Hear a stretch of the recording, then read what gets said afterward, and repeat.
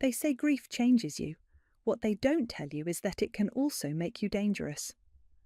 My name is Maria, and 3 years ago I buried my husband Lance after a drunk driver took him from me on a Tuesday morning. He was 34.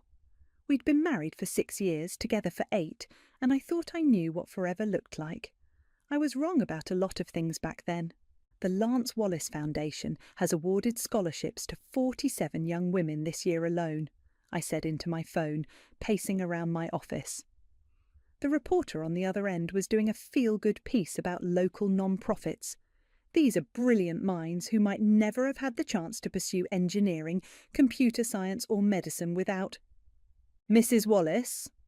My assistant Savannah poked her head through the door, her usually bright expression clouded with concern. Your mother called. She says it's urgent. I felt my stomach drop.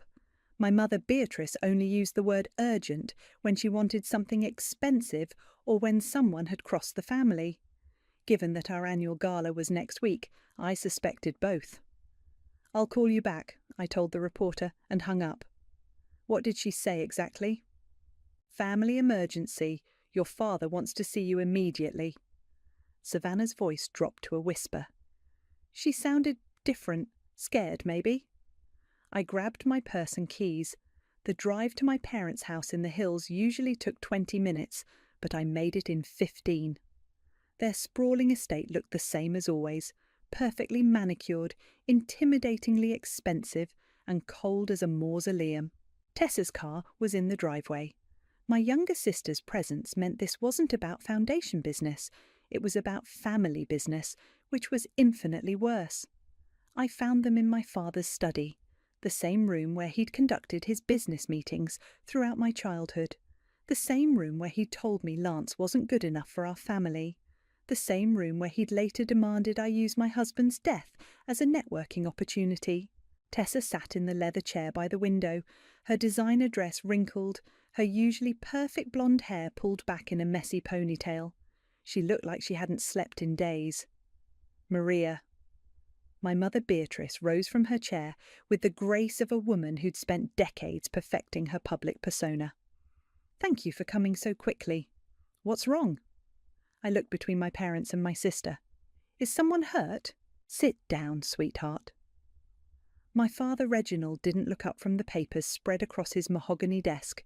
At 60, he still commanded every room he entered, but today something felt different, desperate. I'll stand, thanks. What's this about? Tessa finally looked at me and I saw tears in her eyes. Maria, I'm so sorry. I never meant for it to get this bad. For what to get this bad? My father cleared his throat. Tessa has found herself in a difficult financial situation. She owes some rather unsavoury people a considerable amount of money. How much? I asked, though I already knew I didn't want to hear the answer. $300,000. The number hung in the air like a death sentence. I stared at my sister. 300,000? Tessa, what the hell? It started small, she said quickly. Just poker games with friends, then the casino, then online betting. I kept thinking I could win it back, but you couldn't. I turned to my parents. And you want me to help her. We want you to do your duty as her sister, my mother said, her voice sharp with disapproval. Family comes first, Maria, always. My duty, I laughed, but there was no humour in it. My duty is to the 47 women who are going to change the world because of Lance's foundation. My duty is to honour my husband's memory, not bail out my sister's gambling addiction. The foundation has plenty of money, my father said, more than enough to help Tessa and continue its work. That money isn't mine to give away. It belongs to the women we're trying to help. It belongs to this family, my mother snapped. That foundation exists because of Wallace money, and don't you forget it. I felt something cold settle in my chest. What's that supposed to mean? My father finally looked up from his papers, and his eyes were harder than I'd ever seen them. It means your charity has lived long enough. The words hit me like a physical blow. I looked at Tessa, who was crying openly now, then at my parents, who were watching me with the calculating expressions of people who'd already decided my fate. You're serious, I whispered. You actually want me to destroy Lance's legacy to pay for her gambling debts? We want you to save your sister, my mother said, before these people decide to collect in other ways. I backed toward the door, my heart pounding. I need to think about this. There's nothing to think about, my father said. The gala is next week. You'll announce your decision then. And if I refuse? He smiled, and it was the coldest thing I'd ever seen. Then we'll make the decision for you.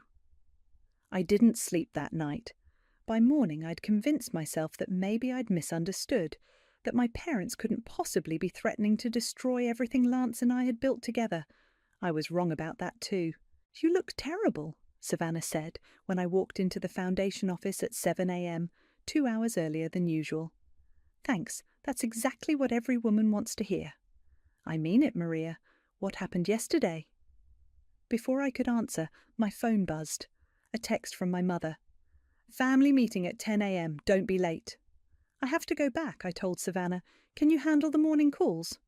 Of course, but I'll explain later, maybe. The second family meeting was worse than the first. This time they'd prepared. We've spoken to the board, my father announced as soon as I walked into his study. Stella agrees that you've been under tremendous stress since Lance's death. Stella said what? Stella was one of our most prominent board members, someone I'd considered an ally.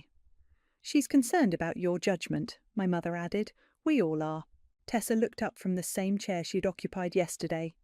Maria, please, these people aren't playing games. They've already been to my apartment twice. What people exactly? Does it matter? My father snapped. Your sister is in danger, and you're worried about paperwork. I'm worried about the law, Dad. The foundation has legal obligations. I can't just write a check for $300,000 because Tessa made bad choices. Bad choices? My mother's voice rose. She's your sister. And Lance was my husband. The foundation is his legacy, not the family piggy bank. Lance is dead, my father said coldly. Tessa is alive and needs our help. The words hit me like a slap. How dare you? How dare I what? Tell the truth. You've been living in a fantasy, Maria, playing charity worker with money that doesn't belong to you. That money was donated by people who believe in our mission. That money came from this family's investments, from my business success, from the Wallace name and reputation. Something in his tone made me pause. What business success? Don't be naive, sweetheart. Every dollar in that foundation can be traced back to Wallace Enterprises, to my partnerships and deals over the years. What partnerships? My mother shot my father a warning look, but he ignored her. The kind that built this family's fortune. The kind that gave you the luxury of playing philanthropist instead of getting a real job. A real job? I run a non-profit that's changed dozens of lives. You run a hobby, he interrupted, and hobbies end when family needs come first. Tessa finally spoke up. Maybe there's another way. Maybe I could get a loan. From who? My mother demanded. Your credit is destroyed. No bank will touch you. What about rehab? I suggested. What about actually dealing with the gambling addiction instead of just throwing money at it? There's no time for that, my father said. These people want their money now. Then maybe Tessa should have thought about that before she... Before she what? Tessa stood up, her face flushed. Before she got sick, before she developed an addiction, you think I wanted this? I think you've never faced real consequences for anything in your life. That's enough, my mother said sharply. Both of you. No, it's not enough. I turned to face all three of them. You want me to steal from a charity. You want me to betray every donor who trusted us with their money. You want me to destroy Lance's memory so Tessa can keep gambling. We want you to save your sister's life, my father said, by destroying mine. Your life? He laughed. Maria, you don't have a life. You have a shrine to a dead man and a charity that lets you feel important. That's not living. I felt tears burning behind my eyes, but I refused to let them fall. Get out of my way. Where are you going? Home, away from here, away from all of you. The gala is in 6 days, my mother called after me. You'll announce your decision then, or we'll announce it for you. I stopped at the door. What's that supposed to mean? It means, my father said, that if you won't step down voluntarily, we'll call for a vote of no confidence. Stella's already agreed to second the motion. You can't do that. We're board members, Maria. We absolutely can do that. I drove straight to Savannah's apartment, my hands shaking on the steering wheel. She took one look at my face and poured 2 large glasses of wine. They want to destroy the foundation. I told her everything. The gambling debts, the threats, the board manipulation. They can't actually remove you, can they? If they have enough votes, yes, and they seem confident they do. Savannah was quiet for a long moment. Maria, can I ask you something? Sure. Where did your family's money actually come from? I mean, your father's always been vague about his business background. I stared at her. Why do you ask? Because in 3 years of running this foundation, I've never been able to trace the original seed funding back to any legitimate Wallace business. It just appeared. Something cold settled in my stomach. What are you saying? I'm saying maybe it's time we found out exactly where our money came from before we decide whether it's worth fighting for. I set down my wine glass. You think there's something wrong with the foundation's funding? I think, Savannah said carefully, that your parents are awfully confident they can take it away from you, and I'm wondering why. That night I lay awake thinking about Lance, about the foundation, about the strange look in my father's eyes when he'd mentioned his partnerships. I was going to find out the truth, even if it destroyed everything. Jeffrey, I need you to pull every financial record we have on the foundation's original funding. Our lawyer looked up from his coffee, surprised by my early morning ambush in his office. Maria, it's 7:30 a.m. What's going on? My family is trying to destroy the foundation. I need to know exactly where our money came from. Okay, slow down. Jeffrey gestured to the chair across from his desk. Tell me what happened. I explained everything. Tessa's debts, my parents' ultimatum, the threatened board vote. Jeffrey's expression grew darker with each detail. They can't just vote you out without cause, he said finally. They seem to think they can, and they're acting like they own the foundation's assets. Well, legally speaking, they don't. The foundation is a separate entity. Jeffrey. I leaned forward. Where did the original $2 million come from? The seed money that started everything? He frowned. From your father's business investments, according to the paperwork. Why? What business investments exactly? I'd have to check the files, but I believe it was from the sale of his partnership in some consulting firm. Maria, why are you asking? Because something doesn't add up. My father's been vague about his business background for years, and now he's talking about the foundation money like it belongs to him personally. Jeffrey was quiet for a moment. You want me to dig deeper? I want you to find out everything. Every transaction, every source, every detail about where that money came from. That could take days. We have 5 days until the gala. Get started. While Jeffrey worked on the financial records, I drove to my parents' house, not to see them, to see Tessa alone. I found her in the garden, smoking a cigarette with shaking hands. Since when do you smoke? She jumped, dropping the cigarette. Maria, I didn't hear you come in. Mum and Dad aren't here? Country club, some charity luncheon. She laughed bitterly. Ironic, right? Tessa, I need you to tell me exactly who you owe money to. Why does it matter? Because I'm trying to understand how we got here. $300,000 doesn't happen overnight. She sat down on the garden bench, looking smaller than I'd seen her since we were kids. It started 2 years ago, just friendly poker games with some people I met at the casino. What people? Rich people, bored people, the kind who bet more on one hand than most people make in a month. And you kept playing because I was winning at first, a lot. Enough to pay off my credit cards, enough to buy that car, enough to feel like I was finally good at something. But then you started losing. Not right away. It was gradual. A bad night here, a worse night there. But I kept thinking I could win it back. That's how it works, Maria. That's how they get you. Who's they? Tessa looked away. The people who run the games, they're not exactly legitimate business people. You're talking about criminals. I'm talking about people who don't accept "I'll pay you next week" as an answer. My phone buzzed. A text from Jeffrey. Found something. Come back now. I have to go, I told Tessa. But we're not done talking about this. Maria, wait. She grabbed my arm. I know you hate me right now. I don't hate you. I hate what you've done. There's something else. Something I haven't told Mum and Dad. What? The people I owe money to. They know about the foundation. They know about you. Ice ran through my veins. What do you mean they know about me?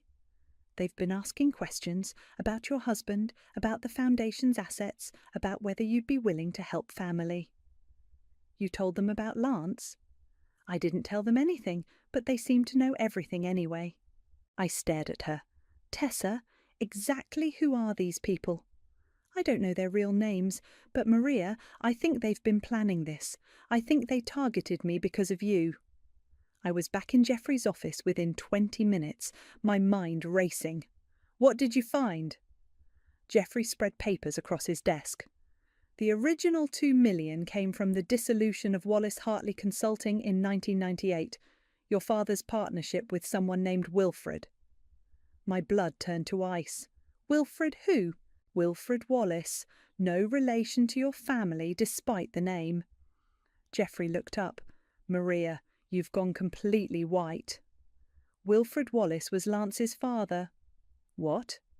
Lance's father was Wilfred Wallace. He died 5 years ago, right before Lance and I got married. Jeffrey stared at me. Your father was in business with your husband's father? Lance never mentioned any business partnership. He said his father died broke, that there was no inheritance, no family money. According to these records, the partnership was dissolved after allegations of financial impropriety. Wilfred filed a complaint claiming your father had embezzled funds. What happened to the complaint? It was dropped. Wilfred died shortly after filing it. I sank into the chair. Jeffrey, are you telling me that the foundation, Lance's foundation, was built with money stolen from Lance's father? I'm telling you that's what it looks like, but Maria, there's more. More? The timing of everything. Your father's sudden wealth, Wilfred's death, even your meeting Lance. It all happened within a very short time frame.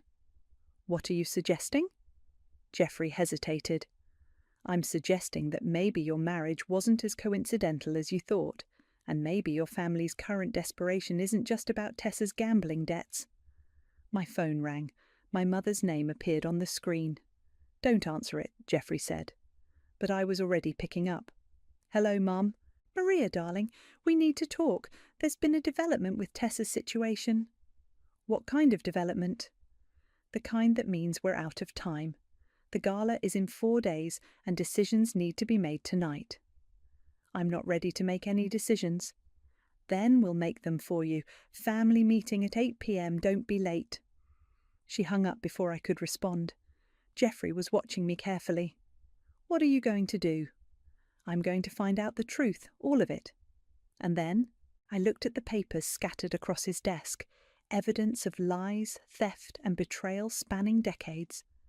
Then I'm going to burn it all down. The emergency board meeting was called for 6 p.m., 2 hours before my parents' family meeting.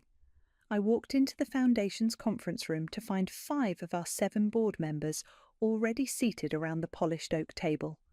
My parents sat at the far end like judges. Stella avoided my eyes.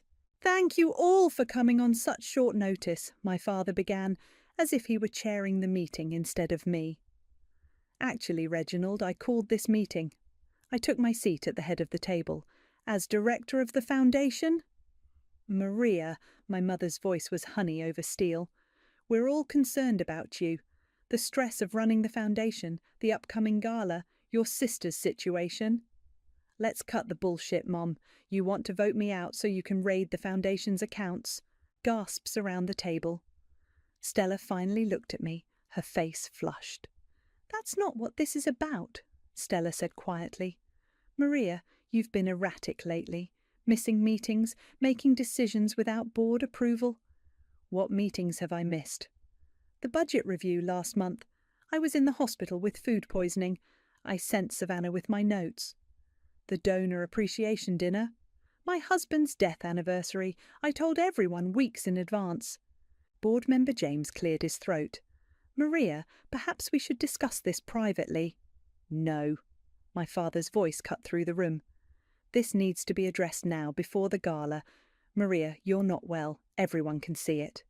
I'm not well, I laughed, or I'm not compliant.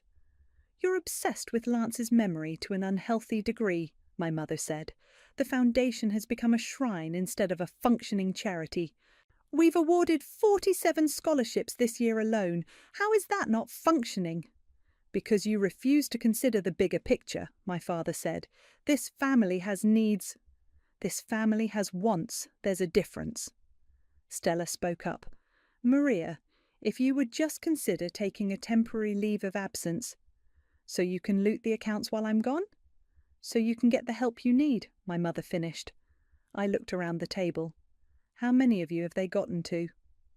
Silence. James? He wouldn't meet my eyes.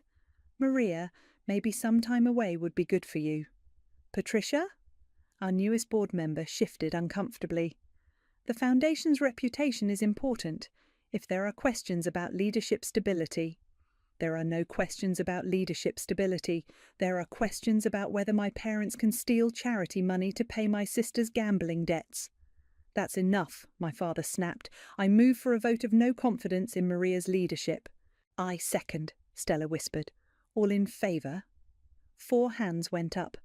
Mine and Savannah's stayed down. Board member David was absent. Motion carries, my father announced. Maria, you're hereby suspended as director pending a full review. You can't do this. We just did. My mother smiled. Stella will serve as interim director. I stood up slowly. Stella, do you know where the foundation's original funding came from? She frowned. From your father's business investments. From money he embezzled from his business partner, Lance's father. The room went dead silent. That's a serious accusation, James said. It's a documented fact. Geoffrey has the records. You're lying, my father said, but his voice lacked conviction. Am I? Then you won't mind if we have an independent audit of the foundation's finances. There's no need for an audit, my mother said quickly. There's every need, especially if you're planning to make major financial decisions as interim leadership. I walked to the door, then turned back. The gala is in 4 days. By then, everyone will know the truth about this family and this foundation. Maria, wait, Stella called after me, but I was already gone. I found Tessa waiting in my car in the parking lot. How did you? I've been calling you for an hour. Savannah told me where you were. She looked terrible, pale, shaking, dark circles under her eyes. Maria, we need to talk. I'm done talking. I'm done with all of you. Those people I owe money to. They're not just criminals. They're connected to Dad's old business. I stopped trying to start the car. What? I did some digging after our conversation. The poker games, the people who run them, they're connected to Wilfred's old company, the one Dad supposedly bought out. That's impossible. Wilfred died 5 years ago. But his associates didn't. Maria, I think this whole thing was planned. My gambling addiction, the debts, the pressure on you. I think they've been setting this up for years. Why would they do that? Because Dad didn't just embezzle from Wilfred. He destroyed him. Wilfred lost everything. His business, his reputation, his health. He died broke and disgraced. Lance never told me any of this. Maybe Lance didn't know, or maybe he was protecting you. I stared at my sister. Tessa, are you saying that these people deliberately got you addicted to gambling? I'm saying they made it very easy for me to lose very large amounts of money very quickly, and now they want it back from the foundation that was built with their stolen money. This is insane. Is it? Think about it, Maria. Dad steals from Wilfred. Wilfred dies. And suddenly you're married to Wilfred's son and running a foundation funded by the stolen money. That's a lot of coincidences. My phone buzzed, a text from an unknown number. "Your sister is right. Time to pay what's owed. See you at the gala." I showed Tessa the message. Her face went white. "They're going to be at the gala?" "Looks like it." "Maria, what are we going to do?" I started the car. "We're going to end this, all of it." "How?" "By telling the truth, at the gala, in front of everyone." "That will destroy the family." "The family destroyed itself years ago. I'm just going to make it public. And the foundation." I thought about Lance, about the 47 young women whose lives had been changed, about the stolen money that had made it all possible. The foundation will survive. It has to. What about me? What about the people I owe? What about them, Tessa? You made your choices. Now you get to live with the consequences. They'll kill me. Then maybe you should have thought about that before you gambled away $300,000. She started crying. "I can't fix this alone." "You're not alone, but I'm not going to sacrifice Lance's legacy to save you from your own mistakes." "So what happens now?" I pulled out of the parking lot, my mind already working on what I needed to do before the gala. Now we find out exactly how deep this goes, and then we burn it all down. The Grandview Hotel ballroom sparkled under crystal chandeliers. 300 guests in black tie and evening gowns mingled with champagne glasses, completely unaware that they were about to witness a family's destruction. I stood in the ladies' room, staring at my reflection. The black dress Lance had bought me for our last anniversary. The pearl necklace that had been his grandmother's. I looked like I was dressed for a funeral. Maybe I was. "Maria?" Savannah pushed through the door. "It's time. Your parents are about to start. Are you ready?" She patted the sealed manila envelope in her purse. "Everything's here. Financial records, legal documents, the timeline Jeffrey put together. If you don't use it, I'll use it." I touched the matching envelope in my clutch. "Where's Tessa?" "Haven't seen her, but there are some men here who don't look like typical donors. They're watching the exits." "Wilfred's people." "Probably. Maria, are you sure about this? Once you do this, there's no going back." "There's already no going back." We walked into the ballroom together. The crowd was impressive. Local politicians, business leaders, foundation donors, and scholarship recipients. The kind of people whose opinions could make or break reputations. My parents stood near the stage, holding court with major donors. My father looked distinguished in his tuxedo, every inch the successful businessman. My mother radiated elegance in midnight blue silk. They looked like the perfect philanthropic power couple.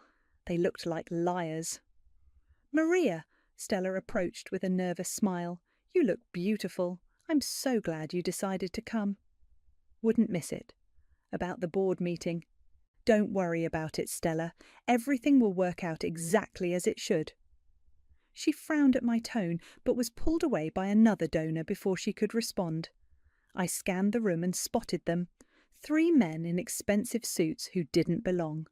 They weren't mingling, weren't drinking, weren't pretending to care about scholarships for young women. They were watching me. "Ladies and gentlemen," the event coordinator's voice echoed through the sound system. "Please take your seats. We're ready to begin." I found my assigned table near the front. Savannah sat beside me, Jeffrey on my other side. My parents were at the head table on the stage, along with Stella and the other board members. "Welcome to the 3rd annual Lance Wallace Foundation Gala." My father's voice boomed through the microphone. "I'm Reginald Wallace, and along with my wife Beatrice, I'm honoured to serve on the Foundation's board of directors." Polite applause. I noticed the 3 men had positioned themselves near different exits. "Tonight, we celebrate the incredible young women who have received scholarships this year," my father continued, "but we also celebrate the spirit of renewal and positive change." "Here we go," Jeffrey murmured. "As many of you know, my daughter Maria founded this foundation after the tragic loss of her husband Lance. Her dedication and passion have been truly inspiring." More applause. Several people at my table smiled at me. I smiled back, my hands steady on my napkin. However, the board has recently made some difficult decisions about the Foundation's future leadership. We believe that for the foundation to continue growing and serving our community, we need fresh perspective and renewed energy. The applause was more scattered now. People were starting to sense something was wrong. Therefore, effective immediately, Maria will be stepping back from her role as director to focus on her personal healing and recovery. Gasps rippled through the crowd. I saw confusion on faces, whispered conversations starting at tables throughout the ballroom. Stella Hall, one of our most dedicated board members, will be serving as interim director while we conduct a search for permanent leadership. Stella stood and waved awkwardly. The applause was polite but confused. We're also excited to announce some new initiatives that will expand the Foundation's impact beyond scholarships.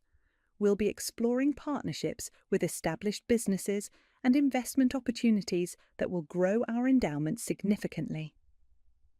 Translation: They're going to loot the accounts, Geoffrey whispered. My father smiled broadly. Now, I'd like to invite Maria to the stage to say a few words about this exciting transition. The spotlight swung to my table. 300 faces turned toward me. The 3 men by the exits straightened. I stood slowly, my heart hammering. This was it.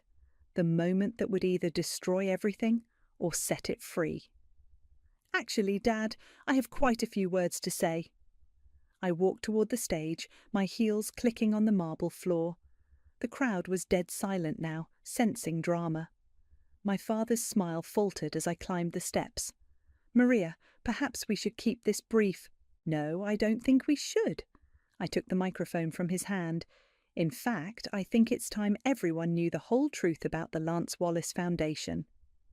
My mother half rose from her chair. Maria, what are you doing? I'm doing what Lance would have wanted me to do. I looked out at the crowd, at the scholarship recipients in the front rows, at the donors who had trusted us with their money. I'm telling the truth. Maria, please, Stella started. The truth about where our funding really came from, the truth about this family, the truth about why my husband's father died broke and disgraced. My father lunged for the microphone, but I stepped back.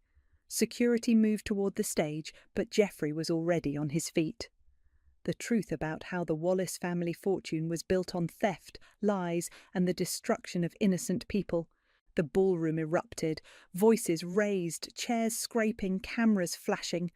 The 3 men by the exits were moving now, pushing through the crowd. My mother's face had gone completely white. You don't know what you're doing. I know exactly what I'm doing. I pulled the envelope from my clutch and held it up. I'm exposing 25 years of fraud, embezzlement and cover-ups, starting with the money you stole from Wilfred Wallace, my husband's father. The crowd was on its feet now, some people heading for the exits, others pushing closer to the stage. Reporters were shouting questions. The scholarship recipients looked confused and frightened. Ladies and gentlemen, I said into the microphone, my voice cutting through the chaos. Let me tell you a story about karma, justice, and what happens when you build your empire on someone else's grave. My father made one more grab for the microphone. Security! Get her off the stage! But it was too late. The truth was out, and there was no putting it back. Security! Stand down! Geoffrey's voice boomed across the ballroom as he flashed his credentials. This is a legal matter now.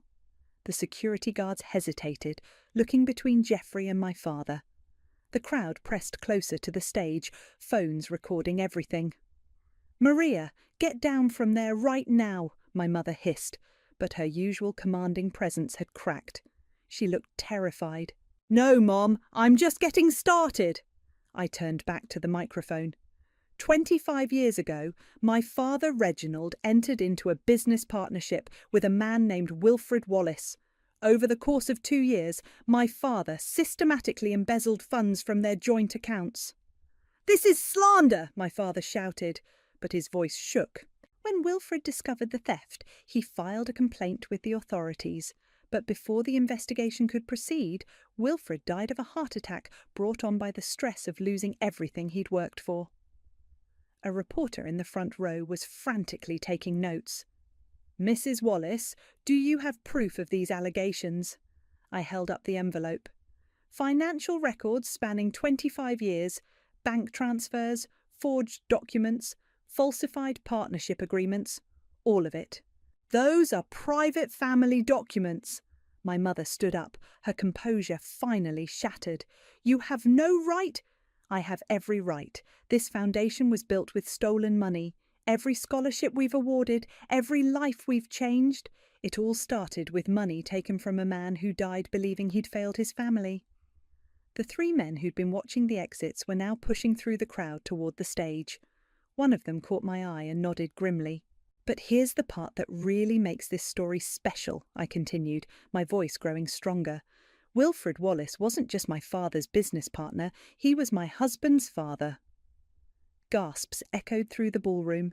Several scholarship recipients in the front row looked stunned. That's right. The Lance Wallace Foundation, named for my beloved husband, was funded by money stolen from Lance's own father. The man who died, heartbroken, never knowing that his son would one day marry the daughter of the man who destroyed him. Maria, stop this! Stella was on her feet now. You're destroying everything we've built.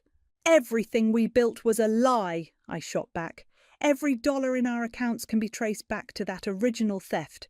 We're not philanthropists, we're money launderers. One of the men from the exits had reached the stage.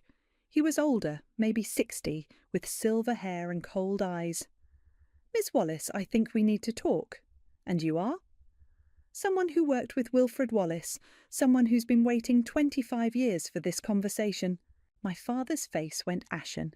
Marcus, what are you doing here? Collecting a debt, Reginald, a very old debt. The crowd was in chaos now.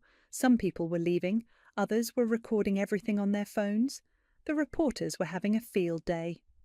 Ladies and gentlemen, I said into the microphone, meet Marcus Kane, one of Wilfred's former associates, the man who's been orchestrating my sister's gambling debts. Marcus smiled coldly. Your sister made her own choices, Miss Wallace. We just made sure she had plenty of opportunities to make bad ones. You targeted her because of me. We targeted her because justice delayed is not justice denied.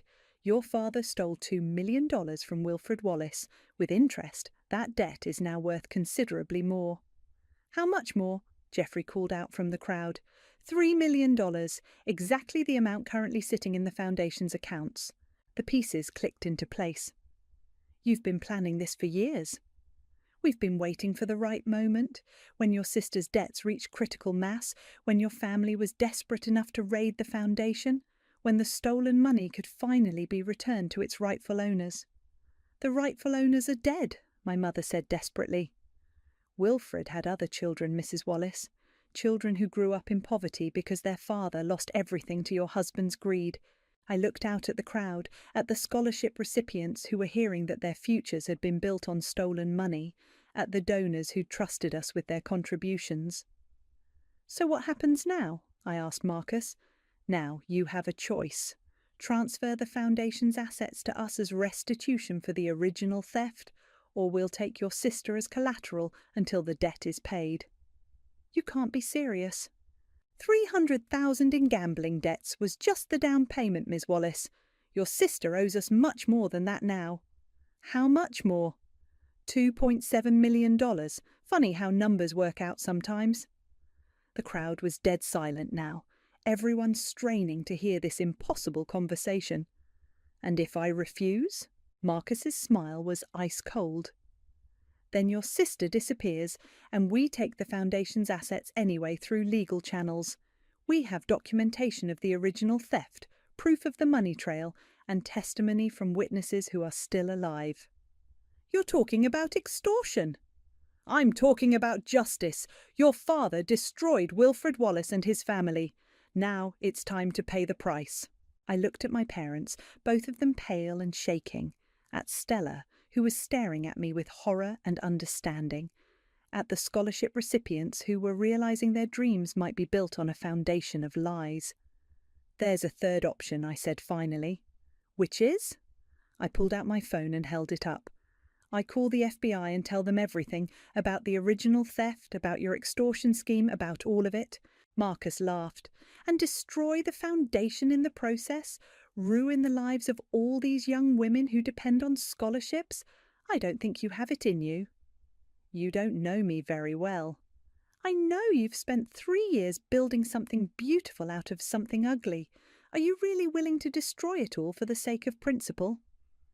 I looked out at the crowd one more time, at the faces of people who'd trusted me, who'd believed in what we were doing. Yes, I said, I am.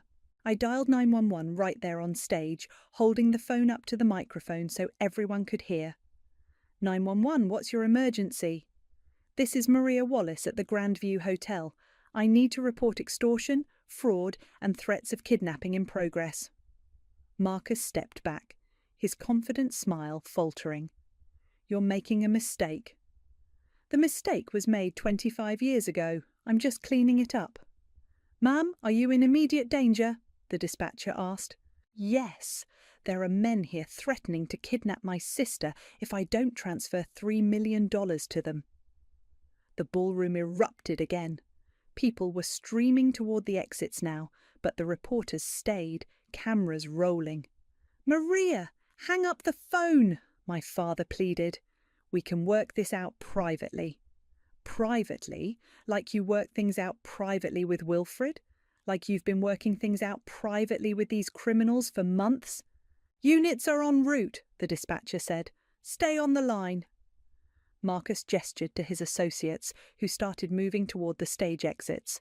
But Geoffrey was already there with hotel security.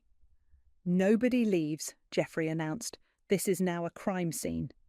You have no authority here, one of Marcus's men said. Actually, I do. Geoffrey held up his phone. I've been recording this entire conversation. Extortion, conspiracy, admission of orchestrating gambling addiction. It's all here. Where's Tessa? I suddenly realized my sister was nowhere to be seen. Marcus smiled coldly.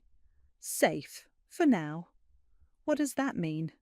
It means you have about 10 minutes before my associates get impatient. Sirens wailed outside the hotel. The crowd was thinning, but the core group remained: scholarship recipients, major donors, reporters, and my family. Maria, Stella approached the stage, her face pale. I need to tell you something. What? I've been investigating the Foundation's finances independently.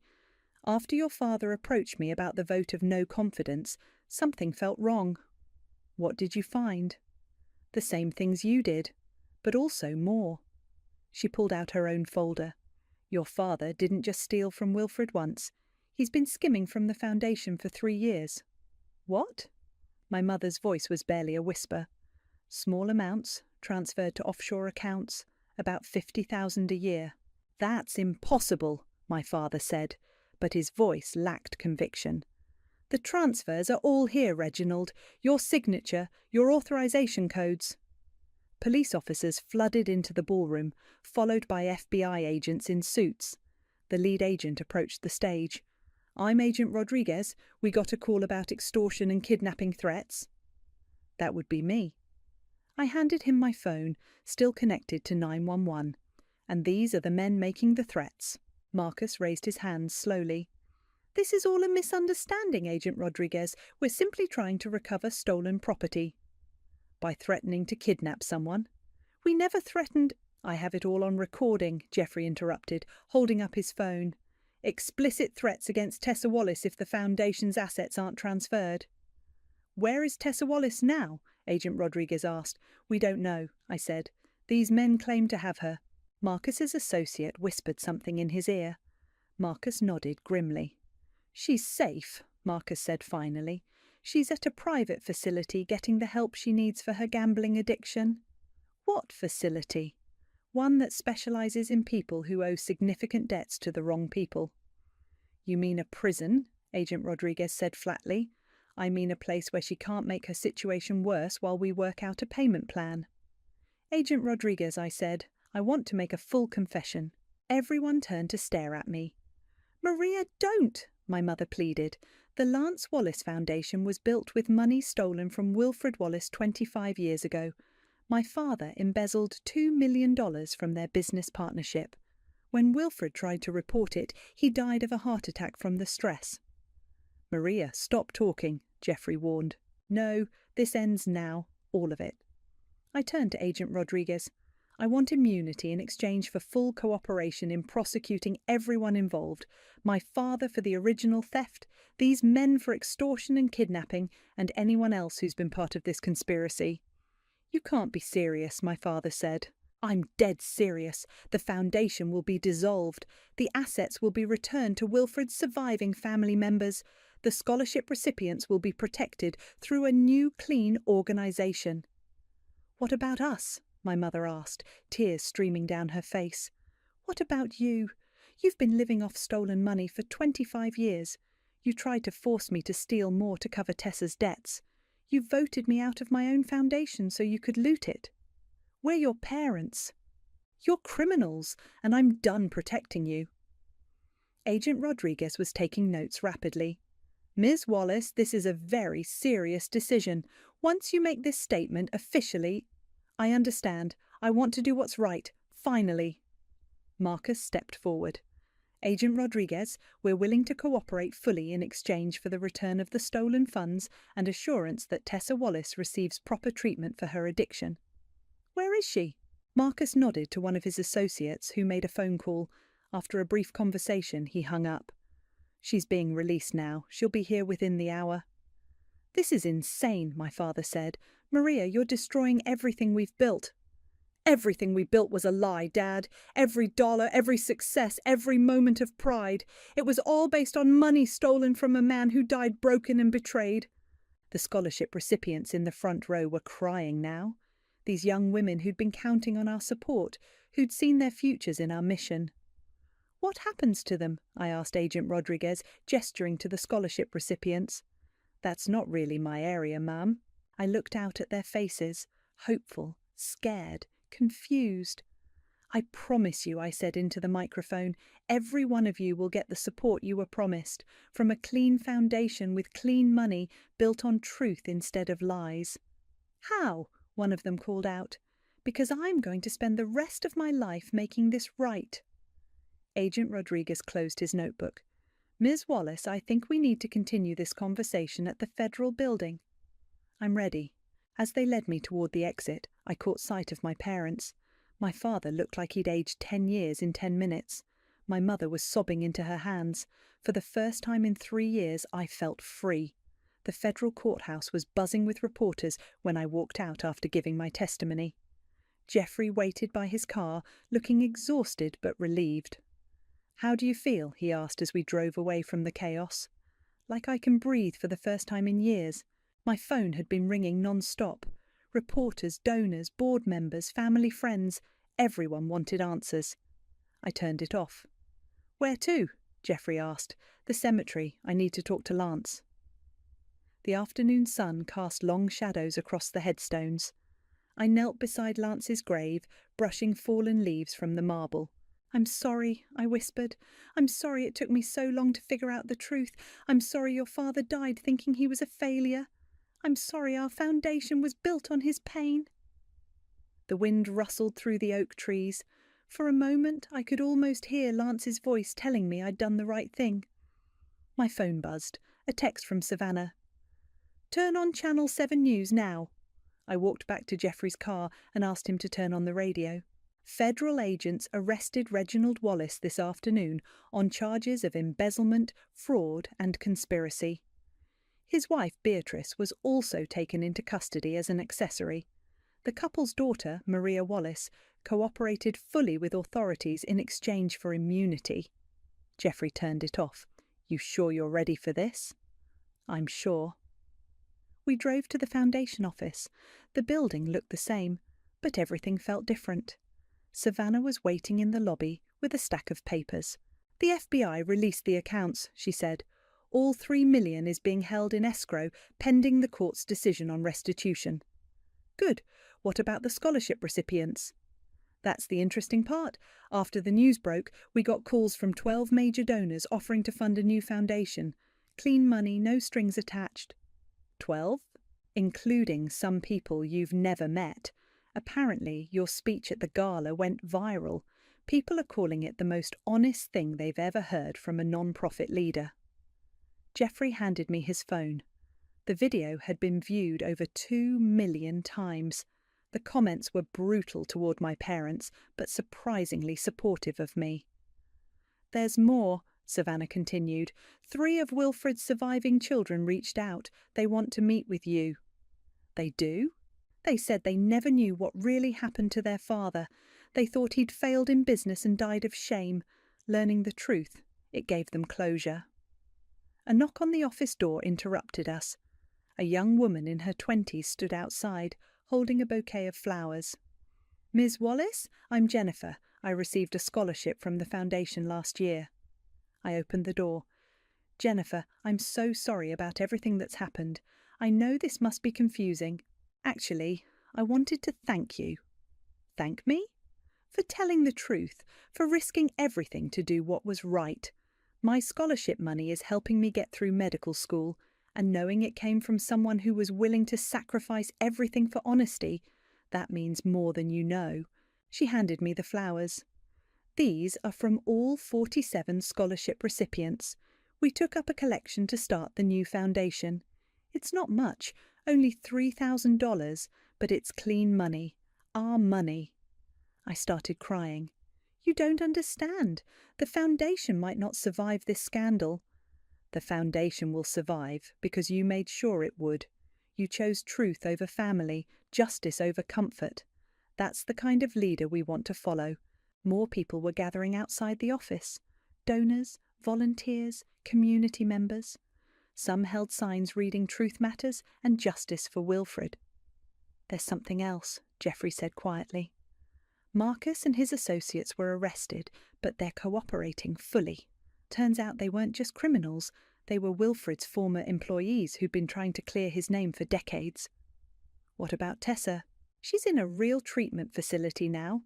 Court-ordered, but she says she's grateful. She left you a message." He handed me a handwritten note. "Maria, I'm sorry for everything. You saved my life by refusing to enable me. I hope someday I can be as brave as you. Love, Tessa." Savannah opened the office door. "Maria, there are reporters here. They want to know about the new foundation." I looked at the crowd gathering outside, at the flowers from the scholarship recipients, at the note from my sister, at Jeffrey and Savannah, who'd stood by me when my own family wouldn't. "Tell them the truth," I said. "Tell them we're starting over. Clean slate, clean money, clean conscience." "What about your parents?" "What about them? They made their choices. Now they get to live with the consequences." "And you? What do you get to live with?" I thought about Lance, about the 47 young women whose futures were secure, about Wilfred's children finally knowing their father hadn't failed them. "I get to live with the truth, finally." The reporters were setting up cameras outside. In a few minutes I'd have to face them, answer their questions, explain how a foundation built on stolen money could become something honest and good. But first, I had one more call to make. "Hello, is this Wilfred's daughter Sarah? This is Maria Wallace. I think it's time we talked." As I dialed the number, I realised something had changed. The weight I'd been carrying for 3 years, the grief, the guilt, the sense that something was fundamentally wrong, was finally gone. I wasn't just Lance's widow anymore. I wasn't just the daughter of criminals or the sister of an addict. I was someone who'd chosen truth over comfort, justice over family loyalty, and the future over the past. And for the first time since Lance died, that felt like enough. The phone rang, and Sarah answered. "Hello?" "Hi, Sarah. I have some things to tell you about your father, and some things to make right." Outside, the cameras were rolling. The story was just beginning, but this time it would be the whole truth.